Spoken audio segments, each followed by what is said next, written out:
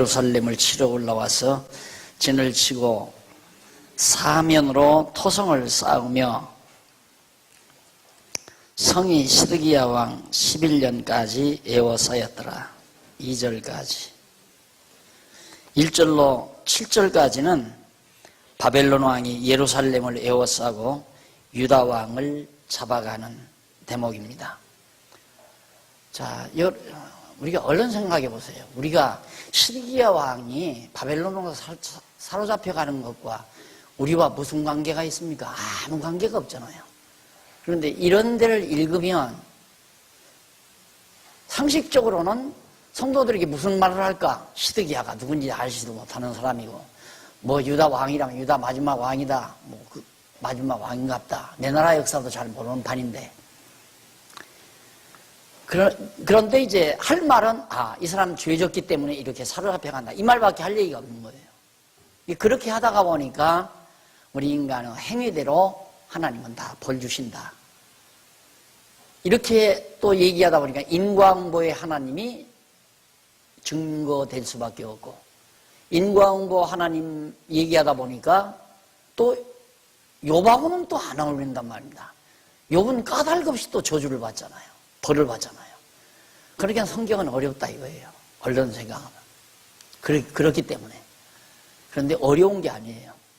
우리가 여기서 하나 알 건 다른 거 아니에요. 아까도 말씀드렸죠. 이제 정상으로 그리워하십시다.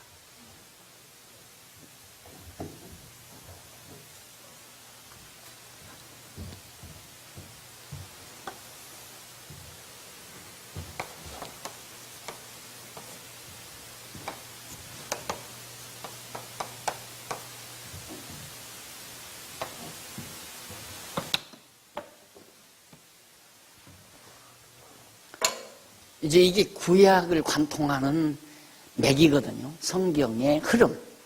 예. 그럼 하나님이 창세전에 작정하셔서 모든 만사를 다 설계하셨단 말이죠. 작정하셔서 하나님이 그 작정대로 아담에게 언약하시고, 그 다음 이스라엘 열조에게 언약하시고, 그 다음 모세에게 언약하시고, 그 다음 다윗에게 언약하시고, 이거 다 언약이에요. 모세 언약, 다윗 언약. 그리고는 지금 우리가 어디 공부하냐면, 이게 솔로몬, 그리고 북이스라엘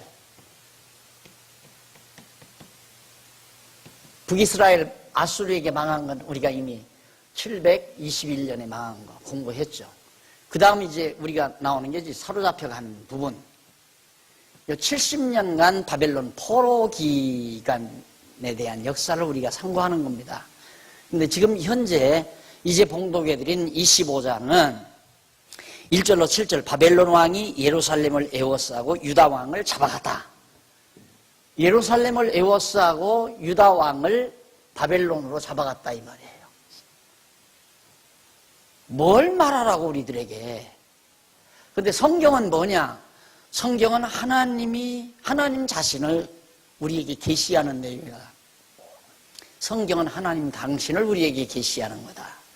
뭘 계시하는가? 하나님이 살아계시다는 것과 그분이 가지고 계시는 속성을 우리에게 알게 하는 거란 말이에요, 성경이. 그럼 시드기야가 잡혀간 거하고 하나님의 존재하고 무슨 관계가 있나? 앞에서 말씀드렸잖아요. 모세에게 하나님께서 언약하시는데 앞으로 이방 땅으로 사로잡혀 가게 하겠다 이거예요. 성도 다 헐어버리고 회파시켜버리고 그게 이루어지는 거예요. 그럼 저 언약이 성취된다 이 말이에요. 이루어진다. 언약을 이루시는 하나님의 이름이 뭐냐면 여호와예요. 여호와. 언약을 이루시는 하나님의 이름, 신의 이름이 여호와란 말입니다. 이방신, 바벨론 신은 뭐 예를 들어서 바알신이라든가 아스타롯이라든가 니므롯이라든가 이런 등등의 신의 이름이 있어요. 그런데 여호와라는 신은 모든 역사를 언약대로 이루시는 신의 이름을 여호와로 명명한 거란 말입니다. 그러니까 여호와가 살아계신가 살아계시지 않는가는 언약하신 말씀이 이루어지면 살아있다는 얘기고, 안 이루어지면 안 살아있다는 얘기거든요. 그러니까 성경을 가르칠 때 보십시오. 하나님께서 이렇게 모세를 통해서 언약하신 대로 이루어지잖아요. 그러니까 하나님은 여호와시고 여호와는 살아계십니다. 이걸 말하라고 하는 거예요. 성경을 가리킬 때는 하나님 살아계시다는 거 알게 하려는 거고, 그럼 살아계신 하나님이 어떤 속성을 가지고 계시나? 언약하시면 거짓없이 반드시 이루시는 신실성, 진실하신 신실성을 가지고 계시는 하나님이다. 또 뿐만 아니라 언약대로 이루려면 능력이 있어야 돼요. 전능성. 능력이 계시는 분이다 이 말이에요. 또 언약대로 왜 이루는가? 하나님이 사랑하기 때문에 그래서 자비성. 그 다음 언약대로 당신 뜻대로, 당신 장하신 뜻대로 이루는 것 보니까 주권성 등등. 그리고 영원하신 하나님이 영원에서 작정하시고 영원토록 이루어 가시는 하나님이다 해서 영원성. 이것이 하나님의 신의 5대 속성 아니에요? 이걸 계시하는 거예요, 성경은. 그러니까 성경 어디를 펼치든지 여호와 하나님 살아계시다. 그분은 신실하신 분입니다. 자비하신 분입니다. 라는 것, 그것 말해주기 위해서 성경을 기록해 놓은 거라 이 말이에요. 그러니까 시드기야가 바벨론에게 붙들려서 사로잡혀 갔다. 그 사람 우상성기니까 사로잡혀 간 거 아닙니까? 우상성기면 안 됩니다.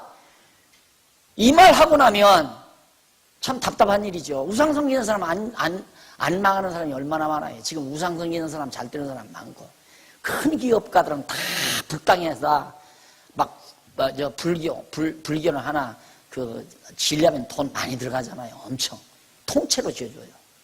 그리고 아야 그냥 주지 스님이 있고 늘 그 사업을 위해서 복비는 그런 사업도 막 한국 재벌로 그렇게 등장해서 잘 되는데, 기독교 재벌은 없어요.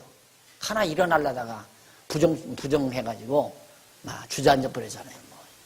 할렐루야 교회 장로나 그분이 건설에서 하다가 63빌딩 기도해서 지었다나 응답받고 지었다나 해가지고 난리를 치더니만 망해버렸잖아요. 그 왜 망해요? 하나님 믿고 사는데 저도 더 잘 돼야지. 그러니까 역사는 그렇게 인간들의 도덕적인 어떤 윤리와 도덕 기준에 의해서 평가될 수 있는 게 아니라니까요. 그래 역사가들이 다 손들어 버리는 거 아니에요. 역사가 어떤 원리에 의해서 진행되는지 모르겠다 이거예요. 그래서 대부분의 역사가들은 우연론을 말해요. 우연히 그렇게 되어진다. 조금 생각했다는 사람은 뭐라고 하냐면 정반합에 의해서 돌고 돈다. 나선형 역사관 이런 얘기를 하는 거거든요. 절대 안 맞아요. 그런데 성경에 기록된 대로 얘기하면 정확하게 맞아요. 어떻게 저렇게 언약대로 정확하게 이루어지는가? 여호와 하나님은 살아계시니까. 어떤 하나님이? 거짓없이 신실하신 하나님이 살아계시니까. 그 하나님을 알려주는 것이 성경이다. 그 다음에 이제 넘어가십니다. 저 눈 빼고 잡아가잖아요. 눈을 다 빼고 잡아가요. 그것도 이미 예레미야 선지자를 통해 예언하죠. 눈 빼고 잡아간다는 거. 에스겔 선지자 때에도 예언도 하고. 그런데 중요한 것은 이제 신명기 28장 모세 때 신명기 28장 29절 밑에서부터 제일 33페이지 29장 신명기 29장 28장 36절 29장 28절 나오는데 그게 33페이지 밑에서부터 7째 줄 앞부분 제일 앞에 이러한 역사적 사실들은 일찍이 모세를 통해서 하는 내용인데 그 뒤에 신명기 28장 36절 나라로 끌려간다. 그 다음 뽑아내서 다른 나라에 보낸다. 29장 28절 나오죠. 그대로 다 이루어졌다는 얘기입니다. 그러니까 하나님이 언약대로 이루어졌다. 이게 역사서 같은 것은 간단해요. 이렇게 역사가 진행되는데 이런 역사들은 하나님의 언약대로 이루어졌다. 아까 말씀드렸죠? 남쪽 유다 왕조를 존속시켰다. 계속해서 존속시켰다. 왜 존속시켰는가? 하나님께서 다윗 왕에게 내 왕위가 영원하리라고 언약하셨기 때문에 유다 왕조는 북왕조는 망해도 남쪽 다윗 왕조는 망하지 않고 존속시킨 겁니다. 근데 혼란이 와서 잡혀갑니다. 왜? 이미 모세를 통해서 언약했기 때문에 언약대로 이루려고. 그 다음 또 회복합니다. 왜 회복하는가? 하나님께서 모세를 통해서 회복한다고 언약했기 때문에 회복해 주신 겁니다. 그거라니까요, 성경 해석이라는 게. 그게 신학적 해석이에요. 이걸 말하는 것이. 그래서 성경 해석을 할 때 문법적, 그 다음 역사적, 그 다음 신학적. 성경 해석은, 문법적 해석은 접근이거든요. 성경을 해석하기 위한 접근. 그 다음 해석의 구체적인 내용은 역사를 쭉 설명하는 거예요. 결론적으로 신학적 해석이에요. 그러면 이런 문법에 의해서 이런 역사가 설명됐는데 그건 뭘 말하려고 하는가? 하나님을 가르치려고 하는 거다. 이게 신학적 해석. 그래서 여호와 하나님을 증거하는 것이 성경 해석의 마지막 결론이에요. 그럼 얼마나 쉬워요. 이 공식에 의해 딱딱딱딱 들어맞으면 되니까. 그러니까 여러분들이 보고 있는 교재를 딱 보면 성경 본문 나오죠? 본문 나온다면 이 내용은 어떤 내용입니다. 소문 간단하게 이렇게 코멘트 해드리고는 그 다음 문법 정리하죠? 번역 잘못된 것, 그 내용이 어떠한 의미라는 것 다 문법 정리해서 그 다음 역사적인 사실을 증명을 해요. 이러이러한 역사적 사실은 그렇게 나오잖아요. 결론 말할 때 이러이러한 역사적 사실은 구약 일찍이 여호와 하나님께서 모세를 통하여 어떻게 언약하신 말씀이 이렇게 이루어진 것입니다. 따라서 이는 하나님이 여호와이심을 백성들로 하여금 깨달아 알고 경외케 하려고 그런 겁니다. 똑같아요. 이 강론집 어디를 보든지 비슷한 내용이에요. 그러니까 문법적 해석, 역사적 해석, 신학적 해석을 정확하게 가미해서 정리해 놓은 거기 때문에 여러분들이 공부하기에 아주 잘 되어 있습니다.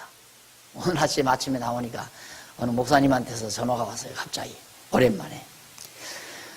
목사님 저한테 1권을 선물을 하셨는데 제가 그걸 다 봤습니다. 아무리 보아도 구약을 다 집필을 하셨다는데 그거 내가 다 사야 되겠습니다. 그래서 아니 공부 안 한다면 내가 그냥 줄만 돼 있는데 그건 아닙니다. 내가 사서 봐야 됩니다. 좋은 그렇다면 사십시오. 내가 그랬는데 참 좋대요. 당신도 성경 강론을 하고 싶은데 이제 읽어가면서 아주 참 좋다고 그런 얘기를 하는데 내 책 내가 자화자찬해서 안 됐지만 내 책이라서 그런 게 성경이 너무 분명하고 확실하고 간단 명료하기 때문에 너무 쉬워요. 이렇게 딱 정리가 돼요. 그래서 이제 사로잡혀간 일, 그 다음 모세 8절로 12절, 25장 8절로 12절. 바벨론 왕이 예루살렘을 멸하고 남은 백성을 사로잡아. 예루살렘 멸해버리잖아요. 예루살렘 성을 다 멸망시키고 성 헐어버리고 다 잡아간다 이 말입니다. 이것도 하나님께서 다 끌어간다고 하셨기 때문에 그 말씀대로 다 끌어가는 거죠. 다른 나라로 다 던져보낸다. 그 다음 13절로 17절 갈대아 사람이 놋과 은과 금 등을 다 취해 가지고 갑니다. 전부 모든 보물을 전부 가지고 가요. 바벨론에서 전부 다 빼앗아 가죠. 자, 이렇게 해서 여호와께서 모세를 통해서 언약하신 예언이 이루어지고 그 다음 또 25장 18절로 21절에도 바벨론 왕이 제사장과 백성들을 잡아가서 다 쳐 죽입니다. 전부 잡아가서 백성들을 일부는 죽이고 일부 살리고 다니엘과 사드락과 아벳느고와 이런 청년들은 또 살려서 자기네들이 이용하려고 들고 이것도 모두 다 모세를 통해서 언약하신 말씀이 이루어진 거죠. 그 다음 25장 22절로 26절 36페이지 2536페이지 아랫부분에 나오죠. 그달랴를 이스마엘이 죽임으로 백성이 애굽으로 갑니다. 백성이 애굽으로 도망을 가요. 거기 보면 22절로 24절 이쪽 37절 37페이지에 보면 22절로 24절 중간쯤 나옵니다. 유다 백성이 된 그달랴가, 유다 방백이 된 그달랴가 찾아온 자들에게 바벨론 왕을 섬기라고 권하는 내용입니다. 자, 잡아가고 여기다가 그달랴를 남겨놨어요. 그달랴, 네가 바벨론의 앞잡이죠? 바벨론이 이제 여기 있는 사람들을 어떻게 다스려야 하니까 그달랴를 세워서 남겨놨는데, 그달랴가 방백이, 여기 남쪽, 여기 남아있는 사람들이 방백이 됐다 하니까 사람들이 찾아올 거 아니에요. 찾아오니까, 야, 앞으로 바벨론 섬겨야 된다. 왜? 이미 70년 동안은 꼼짝 못하도록 이미 에레미야가, 이 당시에 에레미야 선지자가 예언하잖아요. 에레미야 선지자가 예언하는데 70년 동안 있다가 다시 돌이켜 온다고 그 얘기까지 다 예언을 해요. 예언을 했으니까 70년 동안은 바벨론 섬기고 살아야 돼요. 그러니까 그달랴는 예레미야의 예언을 받들어서 그대로 바벨론 섬기자. 어쩔 수 없다. 70년은. 섬기자고 그러니까 백성들이 그 말을 안 듣는 거예요. 안 섬긴다. 거역한다 이 말이죠. 그래서 25절로 26절 보면 밑에서 세 번째 줄, 37페이지 밑에 세 번째, 왕족의 손자 이스마엘이 그달랴를 쳐 죽임으로 백성과 장관들이 애굽으로 피하여 도망갑니다. 아이마, 우리 족수를 왜 섬기라고 그러냐. 그리고는 바로 거기 이제 이스마엘이라는 사람이 그달랴를 쳐 죽여버려요. 그러니까 얼마나 두려울까. 겁이 나가지고 백성들이 어디로 도망가는가? 바벨론으로 도망가는 게 아니라 애굽으로 도망갔어요. 애굽으로 도망가면서 살 것 같아서 망명 떠나버린 거죠. 혼란스러운 정황이 벌어졌습니다. 자, 그리고 나서 25장 27절 30절 애굽으로 간 것도 다 알지 못하던 이 주변 나라로 다 퍼져 도망가 버린 거죠. 결국은 27절로 30절 38페이지, 바벨론 왕이 유다 왕 여호야긴을 종신토록 선대해 줍니다. 참 놀랍죠? 자, 여호야긴, 마지막 왕 여호야긴, 이게 이제 바벨론으로 사로잡혀간 왕이거든요. 종신토록 여호야긴을 보호해요. 왜?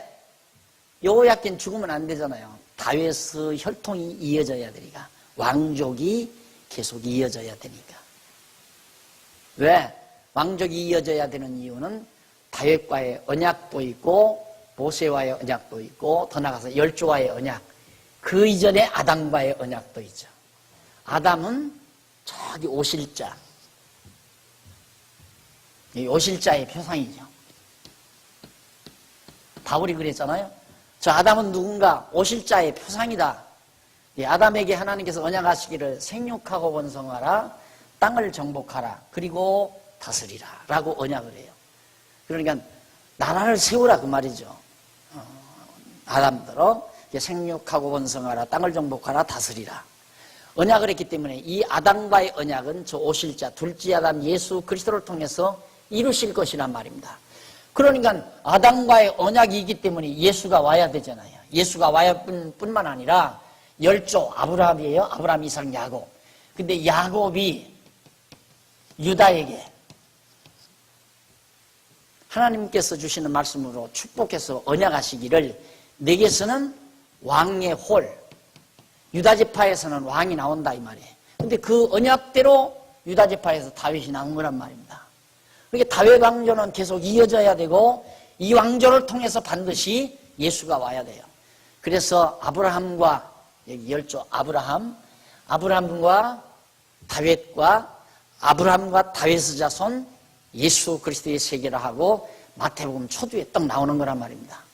그러니까 아담과의 언약을 이루시기 위해서 바로 시드기야, 여호야긴이 죽어서는 안 되고 바벨론 포로민이라도, 그 다음 유다지파, 유다에게 언약한, 열조를 통해서 언약한 말씀을 이루시기 위해서라도 죽어서 안 되고, 모세를 통해서 아니면 다윗을 통해서 언약한 언약을 통해서라도 여호야긴이 죽으면 안 되잖아요. 바벨론에 가서 종신토록 보호를 받아요. 이것이 하나님의 섭리란 말입니다. 하나님께 당신의 언약을 이루시기 위해서. 자, 그 다음 넘어가서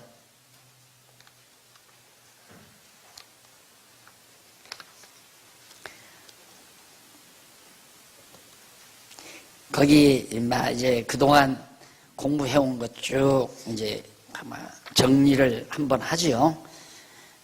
정리를 한번 하는데 41페이지 보십니다. 41페이지. 41페이지 제일 위에 보면 여기서 일단은 하나 매듭을 정확하게 하고 넘어갈 필요가 있어요. 지금까지 앞에서 살펴본 내용을 종합적으로 간략하게 정리해보면 다음에 계속될 내용과 논리적 연결을 꾀하려고 우리 정리할 필요가 있습니다. 열왕기하 23장에서 23장 31절부터 25장 요 오늘 공부한 것들이죠. 다윗 왕조를 보호해 주시려고 시련을 겪도록 하시는 하나님의 섭리 내용으로 우리가 지금까지 살펴봤죠. 이게 바로 하나님께서 모세를 통해서 언약하신 대로 이루어진 거라 이 말입니다. 그 뒤에 그 밑에 이제 줄 바꾼 데 보시면 18장에서부터 25장까지 조금 범위를 더 길게 합니다. 여호와께서 어디까지인가? 여기 이탈 왕조, 다윗 왕조를 이탈한 북왕조, 이탈 왕조가 망하는 가운데서도 언약대로 세우신 다윗 왕조를 보호하시는데요. 자, 이탈 왕조는 망하는데도 다윗 왕조는 보호하신다. 이유가 어디 있는가? 모세와의 언약, 열조와의 언약, 아담과의 언약을 이루시기 위해서 북이스라엘, 다윗 왕조를 이탈한 북이스라엘은 멸망해도 남쪽 유다, 다윗 왕조는 멸망시키지 않고 보호해 주신다. 보호해 주시다가 급기야는 바벨론에게 망하게 하죠. 이것도 다 모세와의 언약을 이루게 하시기 위해서 그런 것이다. 그 얘기예요. 그 다음 이제 넘어가서 보면 거기 42페이지에 바로 아수르 제국의 아수르가 북이스라엘을 점령했잖아요. 아수르 제국의 영토를 간단하게 여러분들에게 지금 거기 소개해 드렸습니다. 유다까지라도 이제 점령하려고 하는 그런 상태. 검은 회색빛이 바로 점령한 부분이죠. 그 다음 이쪽 43페이지에는 유다와 이스라엘 왕들의 연대표가 거기 소개돼요. 지금 이걸 이제 단장하게 표시로 도표로 공부하기 좋게 여러분 내가 해드린 겁니다. 정리해드렸으니까 참고해 보시고요.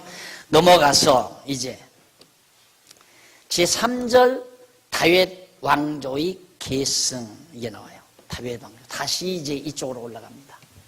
여기까지 사로잡혀 가서 됐는데 사로잡혀 갔다는 내용까지 나오고 나서 다윗 왕조의 역대상하가 나오는 역대기 상하는 이 다윗 왕조의 계승 내용을 설명하고 있어요. 여기 돌아오는 장면까지 나오죠.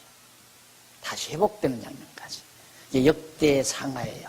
열왕기 상하는 바로 북이스라엘이 멸망하고 그 이후에 남쪽 유다 왕조가 존속되면서 시련을 겪는 장면까지 바벨론에게 망하는 장면까지가 열왕기 상하에 기록되어 있고요. 그런데 이걸 주석학자들이 이걸 섞어 놓아 버렸어요.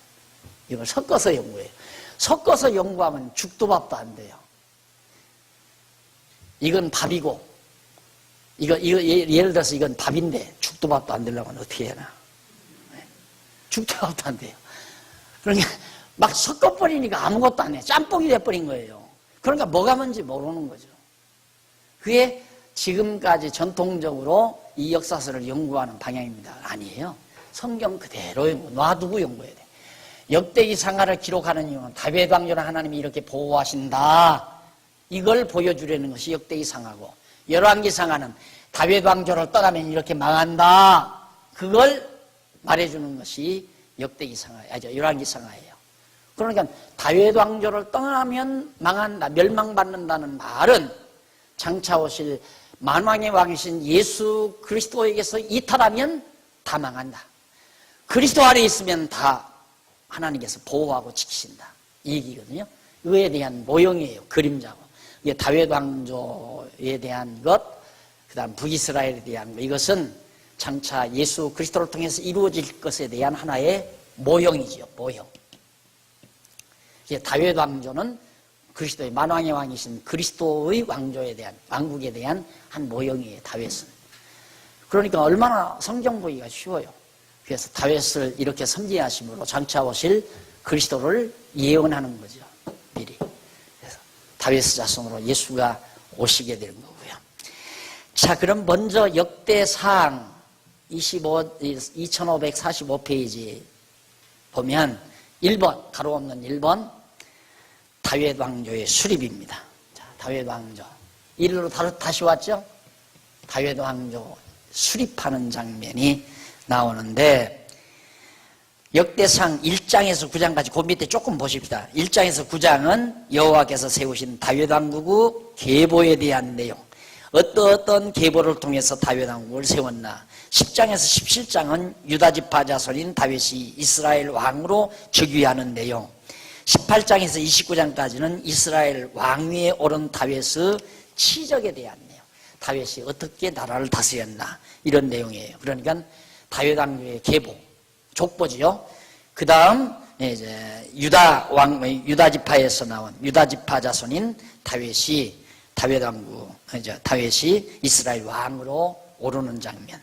그 다음 세 번째 마지막 부분은 다윗이 나라를 다스리는 내용 등으로 그렇게 소개가 됩니다. 자, 그럼 넘어가서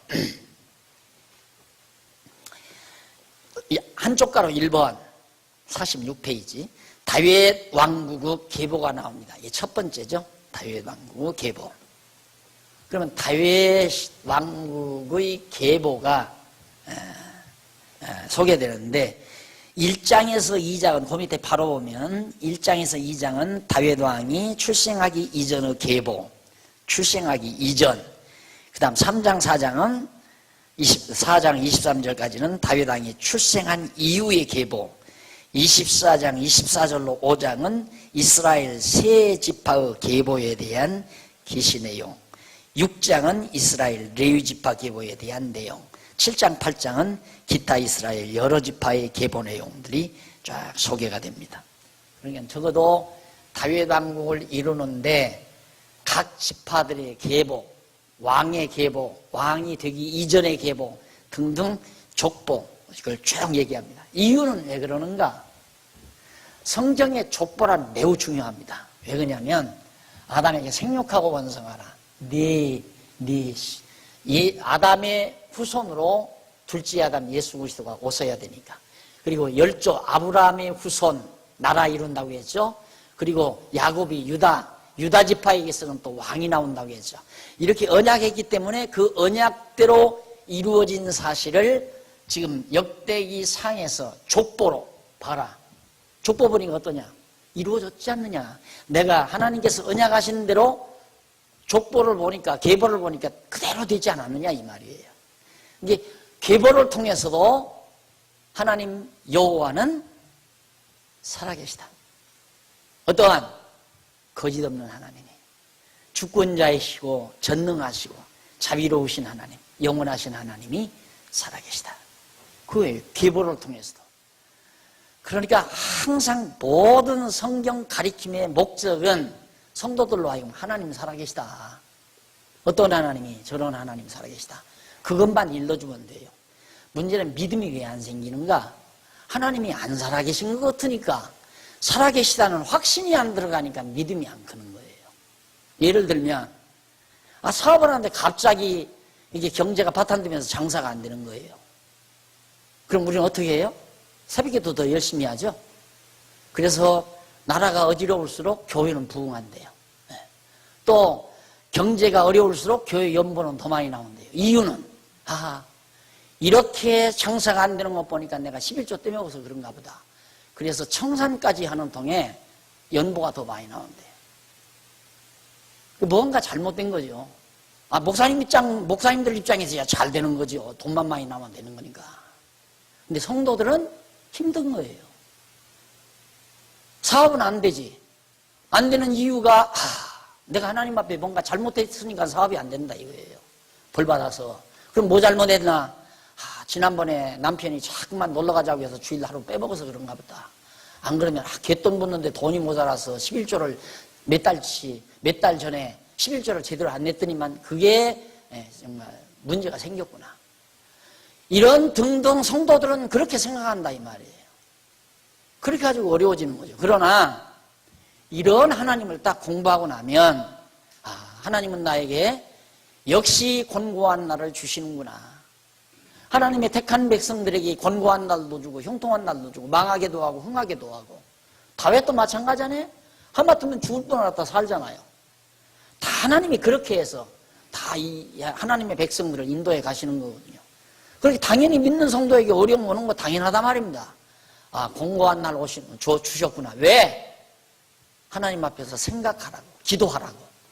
그래서 권고한 날 오면 하나님께 기도하고, 형통한 날 오면 하나님께 찬송하고, 그러라고 그런다고 했잖아요. 잠언서에 보면. 그러니까 권고하든 형통하든 살아계신 여호와 하나님 의지하고 낙심하지 아니하고 당당하게 범사에 감사하면서 모든 일에 감사하면서 살아나가는 힘이 하나님 살아계시다는 확신 때문에 일어나는 거란 말입니다. 생각해 보십시오. 무전여행을 자식이 떠났어요. 근데 무전여행 다니다가 돈이 모자라요. 그래도 하나 걱정이 안 돼요. 왜? 그냥 딱 아버지한테 전화 한 통하면 그냥 딱 날라오니까. 아버지 계시다는 확실하니까. 그러니까 돈 떨어지는 순간도 낙심도 안 하고 대범해요. 그런데 갑자기 전보가 날라온 거예요. 아버지가 교통사고로 세상을 떴다. 온갖 다 밀려오죠. 왜 아버지가 없다? 그럼 나는 이제 끝났구나. 우리 성도들이 가장 중요한 게 정말 나를 사랑하는 하나님이 살아계십니까? 이것처럼 중요한 게 없다 이 말입니다. 나를 끝까지 사랑하는 하나님, 나를 내 일평생 인도해 가시는 하나님이 살아계신가? 그것만 믿어지면 성도로서는 되는 거란 말입니다. 그러면 어떻게 하면 내가 하나님 기쁘시게 할까? 그건 당연히 나오는 거 아니에요. 아버지 계시다. 좋으신 아버지, 사랑하는 아버지가 살아계시다. 어떻게 하면 아버지를 즐겁게 할까? 자식이 당연히 그런 생각할 거 아니에요. 아버지 사랑받고 사는 자식은. 마찬가지예요. 하나님 살아계시다. 어떤 하나님이? 나를 낳아서부터 죽는 날까지 영원토록 나를 책임지실 하나님이 살아계시다.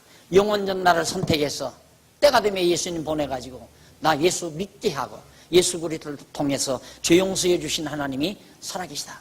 이거 믿고 나면 근심 걱정 하라고 해도 안 하죠. 하라고 고사를 지내도 안 해요. 안 해지죠. 안 하는 게 아니라 안 해져요. 믿음도 그래. 믿어야 되겠다 해서 믿는 게 아니라 알고 나면 그냥 믿어져 버린단 말입니다. 알고 나면. 우리 여기 목사님들 몇 분 오셨는데 전에는 몰랐죠. 근데 저 목사님들 만약에 내가 서울역에서 만났다. 그런데 저 목사님들이 나한테 여행 가방 안 맡기죠. 절대 안 맡겨. 왜? 모르니까. 생기기도 이상하게 생겼고 들고 튈까 봐서 절대 여행 가방 안 맡기죠. 지금은 모르지. 지금도 안 맡길지는 모르지만 나는 맡길 것 같아. 왜 맡겨요? 아니까. 목사님 이거 좀 잠깐 봐주세요. 나 저기 볼 일이 있어요. 그러면서 짐 맡기고 갈 수 있다 이 말이에요. 믿어지니까. 그러니까 믿음은 내가 믿으려고 노력하는 게 아니라 그냥 믿어지는 거예요. 아니까 믿어지는 거예요. 하나님 살아계시다는 거 아니까 믿으라고 안 해도 믿어지는 거란 말입니다. 그 믿어지는 믿음. 이게 하나님 살아계심이 확정돼야 된다 이 말이죠. 이게 성경 전체가 하나님 살아계시다는 걸 확인시켜 주기 위해서 우리에게 기록해 준 것이니까 이게 우리 지금까지 교회가 가장 함정이 뭡니까? 신존재 증명을 못했어요. 존재 증명은. 이게 신존재 증명. 우리가 신학에 가서 딱 신학 공부를 하다 보면 처음에 신의 존재, 하나님의 존재, 교회신학에서 신론에서 하나님의 존재 첫 번에 나와요. 딱 나와요. 그런데 거기 나오는 신의 존재 증거 방법은 구교, 어거스틴이나 토마스 아퀴나스가 정리해 놓은 것에서 크게 발전하지 못한 도덕적 논증, 우주론적 논증, 뭔 논증해가지고 증거를 하는 그런 증거들이 있어요. 근데 그건 다 철학적 증거라서 확인이 안 돼요. 그걸로는 증명이 안 된다 이 말입니다. 예를 들면 이런 게 있어요. 자, 이렇게 가다가 돈 뭉치가 떨어졌다 이거예요. 근데 돈 뭉치가 떨어졌으면 그거 얼른 주워가지고 가방에 넣고 가면 되잖아요. 그런데 왜 그거 떨어진 걸 보고 주변부터 살피느냐 이거야. 양심이 있어, 도덕적 양심이 있어서 그렇다 이거예요. 그걸 보니까 하나님이 존재한다 이거거든. 그런 게 아니거든요. 하나님이 있어서 그런 게 아니라 이거 주워서 가지고 가다가 혹시라도 뒤에서 누가 봐서 고발하면 완전히 나는 떼들어간다 이 말이에요.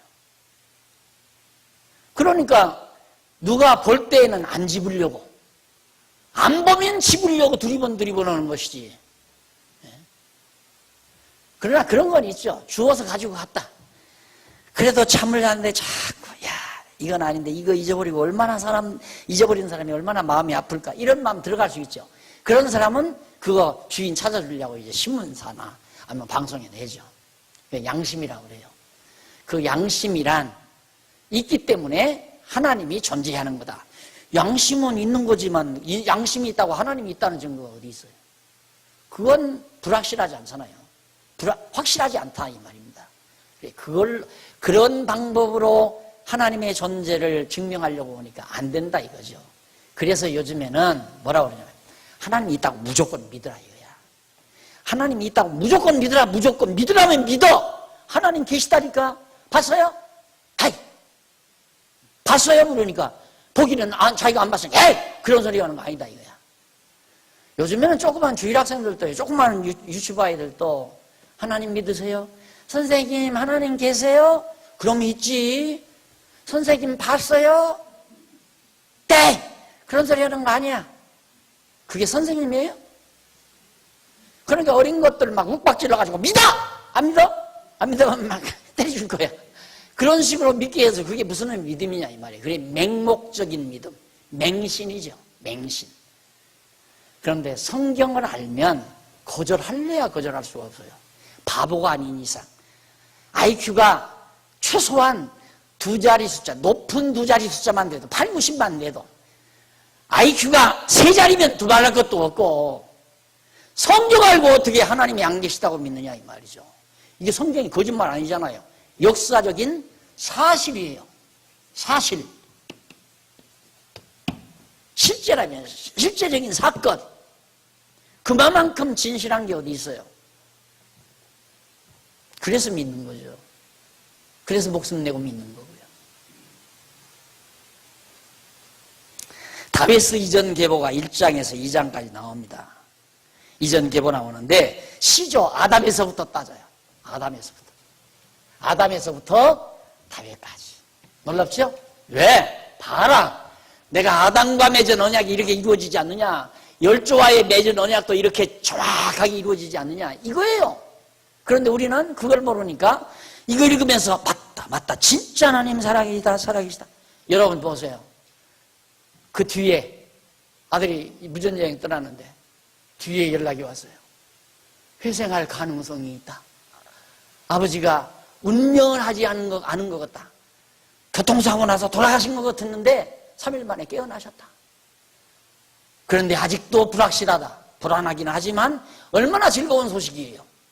그 다음 또 이틀 있다 또 전보가 와요. 야, 의사가 그러는데 소망이 있단다. 얼마나 얼마나 관심 깊은 얘기입니까? 그러듯이 족보를 읽으면 아담에서부터 노아가 나오네. 진짜 아브라함이 나오네. 쭉쭉 유다가 나오고 유다 자손이 쭉쭉 야 모세가 그 다음 다윗이다. 야, 얼마나 관심 깊은 내용이에요. 그런데 우리는 족보 조금 읽다가 보면 무슨 뜻인지 모르니까. 전혀 무슨 뜻인지 모르니까. 내 족보도 아니고, 내 족보 보기도 싫어요. 내 족보 보기도. 4대 올라가면, 4, 5대 올라가 버리면 누가 누군지 모르는데, 이름이 무슨 자면 나와 무슨 상관이 있어. 얼굴도 전혀 모르는데. 그래, 그거 보면 뭐 하느냐, 이 말이에요. 그런데 성경에 나오는 족보 보면 뭐 하냐, 이거예요. 그러니까 잠자지요. 그런데 족보만큼 간략하게 성경 내용을 아주 간략하게 압축해서 하나님 봐라 언약대로 이루지 않았느냐? 나 살아있다. 이 말이에요. 그러니 아버지 안 죽고 살 것 같다. 얼마나 반가운 말입니까? 얼마나 반가운지. 근데 아버지 퇴원했다. 와, 이제는 살았다. 성경을 그렇게 보면 모를 것도 없고 더 알 것도 없이 다 알게 돼 있습니다. 깨끗하게. 그래, 시조 아담에서부터 셈까지, 셈의 자손 나오죠. 셈까지의 계보 및 자손들의 명단이 16절까지 나옵니다.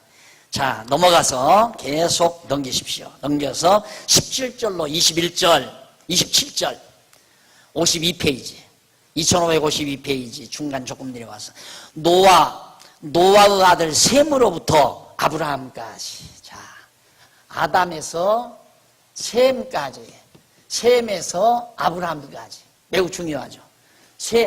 셈함 야벳. 우리가 셈의 후손 아니에요? 셈함 야벳. 예. 아담에서 셈에서 아브라. 그 다음 넘어가서 거기 나오네요. 노아 후손 후 분포도 54페이지 나오죠. 거기 보면 동그라미 타원형은 타원형은 셈의 후손이고 삼각은 함의 후손이고 야벳은 네모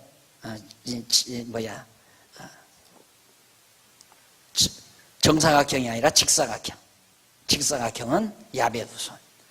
그러니까 대개 이렇게 보면 야벳의 후손은 유럽, 터키로 그다음 유럽 쪽으로 이렇게 빠져나가죠. 그다음 이제 셈의 후손은 동쪽으로 유브라데스강, 티그리스강 동쪽으로 많이 빠져나가고 함의 후손은 아프리카 쪽으로 가나안, 이스라엘 백성들의 땅 가나안이 그의 함의 후손의 아들이에요. 붓, 미스라임 그 후손들이 이쪽으로 빠져나옵니다. 그리고 약간 섞이기는 하죠. 셈의 후손과 야벳의 후손이 약간 좀 섞이기는 해도 셈의 후손이 동쪽으로 많이 빠져나옵니다. 그 후손의 계보가 셈과 함과 관련된 야베스 자손들 계보가 바로 55페이지에 소개되어 있고요. 참고해서 보시기 바라고 넘어갑니다. 넘어가서 아브라함의 아들 1장 28절 33절까지는 아브라함의 아들 이스마엘과 첩그두라의 아들들 이스마엘 족속들, 지금의 아랍 족속들입니다. 그래서 이 계통을 따라서 이스마엘 족속들이 결국 다른 그 아랍 족속을 이루어 가지고 이슬람교의 교를 창건해서 만들어 가지고 주장하는 것이 이제 그 이스마엘 후손들입니다. 그 다음 이제 34절로 42절 이삭의 아들인 에서 자손과 세일 족속의 후손들 이삭의 아들인 에서와 세일 에서는 야곱과 쌍둥이인데 에서는 버림받죠. 그래서 그 세일 족속들 그건 사해바다 남동쪽 산악지대에 자리를 잡아요. 거칠고 살기가 힘든 곳으로 이들은 몰려나고 가나안 땅 기름진 곳은 야곱의 후손들이 차지하죠. 그 다음 43절로 54절은 이스라엘의 왕이 있기 전 에돔을 다스린 왕들 이스라엘 여기에 왕이 있기 전에 에돔 땅에 왕이 생겨 있었다. 그건 왜 그러는가? 아브라함이 그러죠. 여기서 많은 왕들이 나오리라. 이 왕들은 이 하나님이 택한 백성 이 다윗 왕조의 왕들만이 아니라 아브라함의 후손 중에서 모든 족속들이 분파돼 가지고 많은 나라들이 생겨날 것을 예언을 했어요. 그 예언대로 아까 이스마엘도 그리고 에돔 족속 또 그렇게 다 생겨나서 왕들이 생겨났다. 그래서 성경 예언대로 되셨다는 얘기죠. 그 다음 2장 1절로 2절 60페이지 12지파의 족장들인 이스라엘 12 아들들의 명단 12지파의 족장들 야곱의 12지파 족장, 12아들들의 족장, 그 후손들의 아들들 명단이, 12아들들 명단이 거기 나오고, 3절로 17절은 이스라엘 아들 유다로부터 다윗까지, 결국 이 말하기 위해서 그래요. 유다로부터 다윗까지. 그건 뭐냐? 이루어지지 않았느냐 이 말이에요. 하나님께서 야곱을 통해서 유다에게 내게서는 왕의 홀이 떠나지 않냐고, 치리자의 지팡이가 떠나지 않는다 라고 유다에게 복빌 때 언약을 했잖아요. 그대로 봐라, 다윗 왕이 오지 않았느냐 이 말이죠. 다윗은 하나님의 언약대로 왕위에 오른 자다, 언약대로 이루어졌다. 그러므로 여호와 하나님은 살아계시다. 어떤 하나님이? 거짓없이 신실하신 하나님이. 한 번 사랑하면 사랑하지, 사랑하다가 아니라 하는 분이 아니에요. 영원하신 하나님, 그리고 전능하시고 자비하시고 거짓없이 전능하신 하나님, 이런 하나님이 여호와로 살아계시다. 그걸 말해주는 힘이 있는 내용입니다. 그 다음 넘어가서 2장 18절로부터 41절까지 62페이지. 에글로노 아들들의, 헤스로노 아들들에 대한 계보 및 그들의 이름. 헤스론, 유다지파 헤스로노 아들들 계속 민족을 이루는 거니까요. 헤스로노 후손인 갈렙, 홀 나오죠. 2565페이지 중간에 42절로 55페이지 55절. 계보와 자손들, 유다 자손들, 그러니까 장차 그가 다윗 왕국의 모든 족속들이 될 자들을 다 밝혀주는 얘기입니다. 그렇게 해서 67페이지, 2567페이지 줄바꾼데 보세요. 이상과 같이 정리합니다. 이상과 같이 여호와께서 유다지파 자손인 다윗 왕의 출생하기 이전의 계보를 계시하는 내용을 살펴봤습니다. 인류의 시조 아담과 노아 다 나오죠. 왕이 출생하기 이전, 왕 다윗 왕이 출생하기 이전의 계보 다 나왔죠.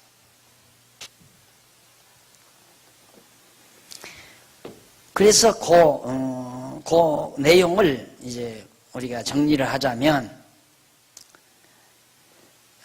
그 이상은 그 줄바꾼데 거기서부터 내려와가지고 7째 줄 뒷부분 보세요.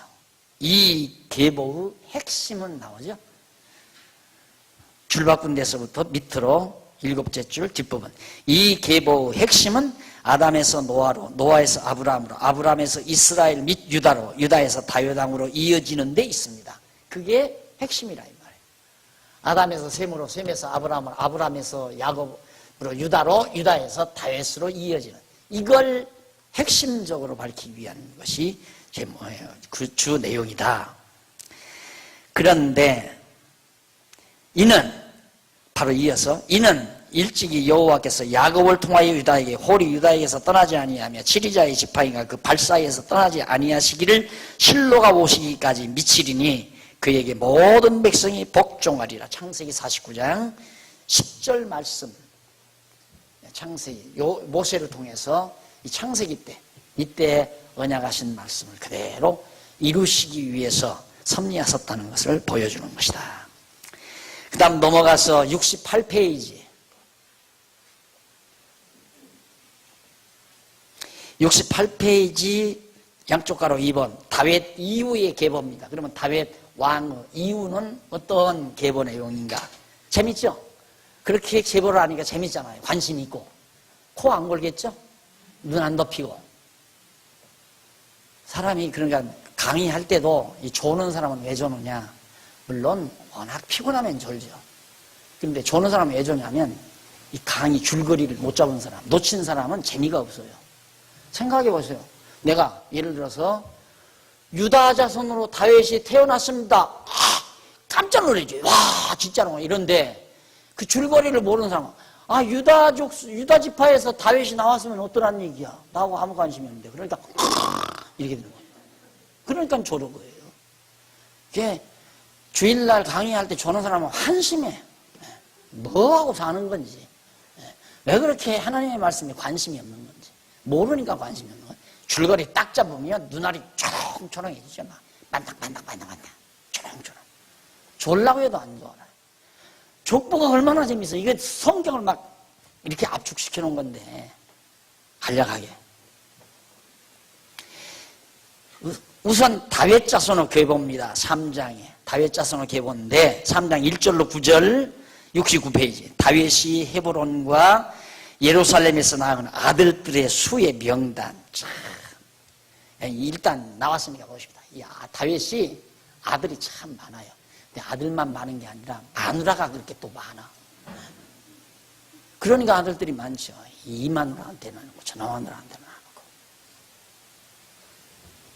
완전히 하나님.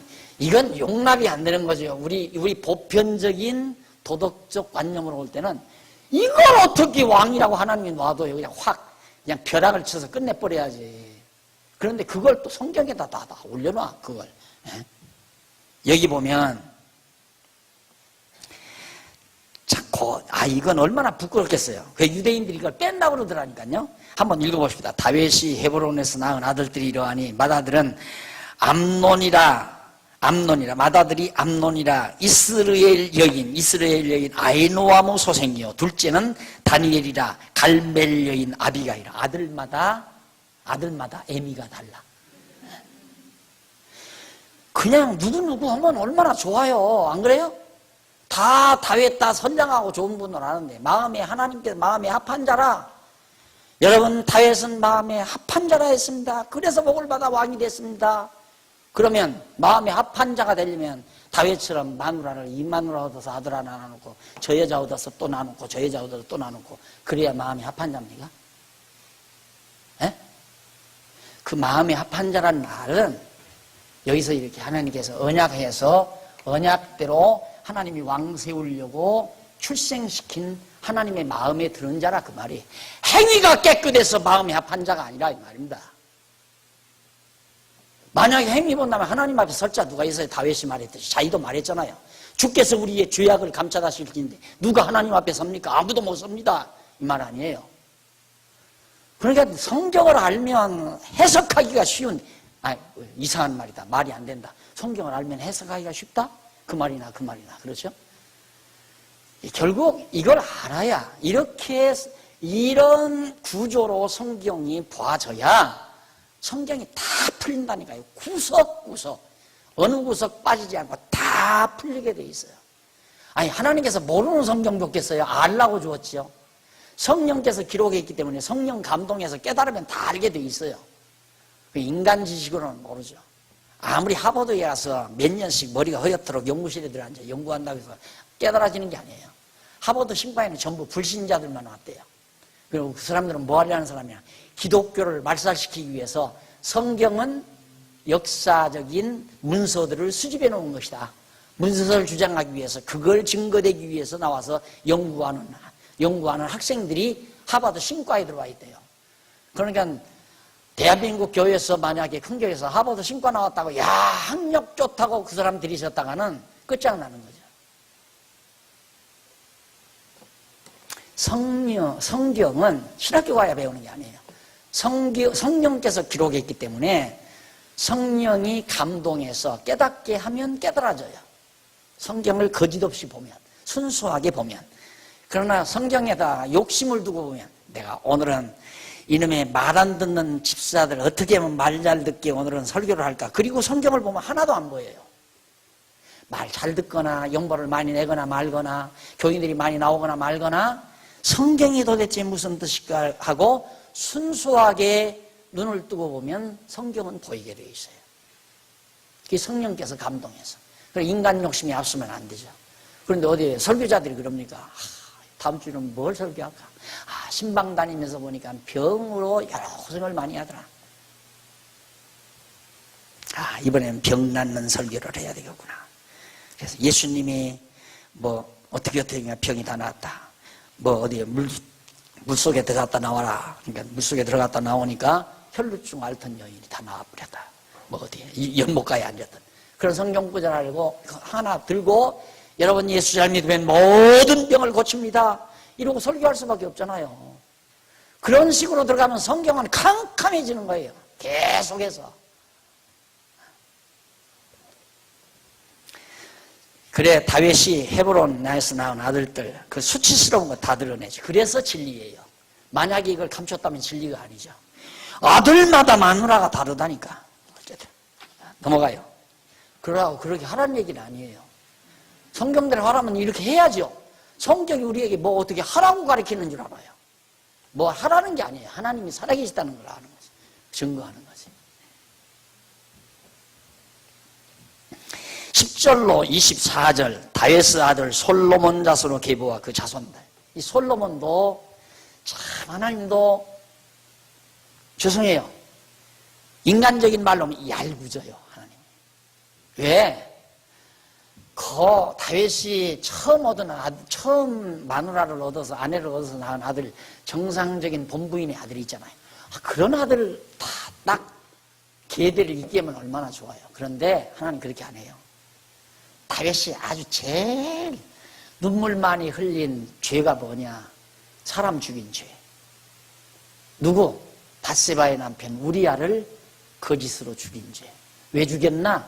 밧세바 자기 마누라 삼으려고. 남의 아내 뺏어 살려고 남편을 죽였단 말입니다.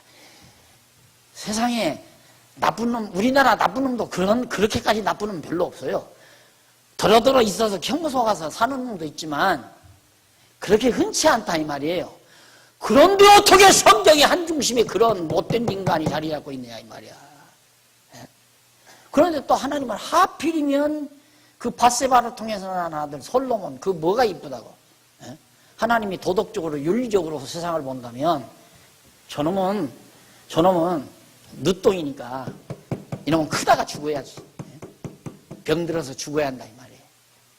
전염병으로 죽든가 안 그러면 벼락 맞아 죽든가. 그런데 잘 커서 왕 되잖아요. 하나님이 다 필요 없어요. 솔로몬만 세우겠대요. 왜? 하나님 뜻대로 한다. 내 뜻대로 한다 이 말이에요. 내 마음대로 한다. 엿장사가 엿 누구 마음대로 줘요? 엿장사 마음대로 주는 거예요. 엿장사도 엿을 자기 마음대로 주는데 하나님이 그래 자기 마음대로 역사를 못해요? 그러니까 주권자죠. 자기 마음대로 하니까.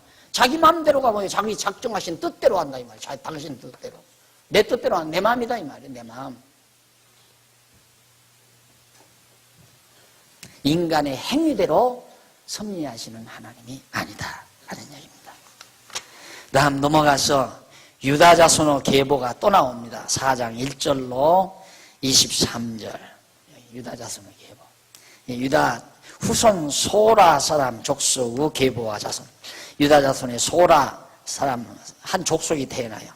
또 11절로 20절 보면 11절로 20절 보면 유다의 후손 네가 사람 족속 유다에게 또 그 다음 족속이 나오죠. 유다 지파 안에서 족속이 몇 개가 또 퍼져나갑니다. 그 다음 21절로 23절 유다의 후손인 셀라 자손의 계보와 그 자손의 명단. 자, 이렇게 되어지는 이유가 뭔가? 자, 하나님께서 아브라함에게 생육 번성 생육하고 번성하라 하시더니만 아브라함에게도 생육하고 번성하라. 야곱에게도 네 자손이 생육하고 번성. 하늘의 별과 바닷가의 모래알처럼 많이 번창한다. 그걸 확인시켜 주는 거예요. 자꾸 번창하잖아요. 하나님이 언약하신 대로 다 이루어가는 것을 족보를 통해서 확인시켜 주고 있는 겁니다. 자, 벌써 그러다 보니까 시간이 다 됐네요. 양쪽 가로 3번 세 지파의 계보. 세 지파, 시므온 지파. 그 이후에 이제 또 세 지파가 나옵니다. 시므온하고 루벤하고 갓 지파. 이 세 지파가 얼마만큼 어떻게 번창을 했는지를 계보로 보여주는 내용이 5장까지 소개됩니다. 다음 시간 우리 살펴보도록 하고 오늘 강의 여기서 마무리합니다. 기도하십시다. 살아계신 하나님 아버지, 여호와 하나님이 살아계시기에 오늘 우리의 마음에 평안이 있고 소망이 있고 이 절망 가운데서 살아야 할 세상이지만은 우리가 소망을 가지고 당당하게 선한 싸움 싸우며 살 수 있는 힘을 얻습니다.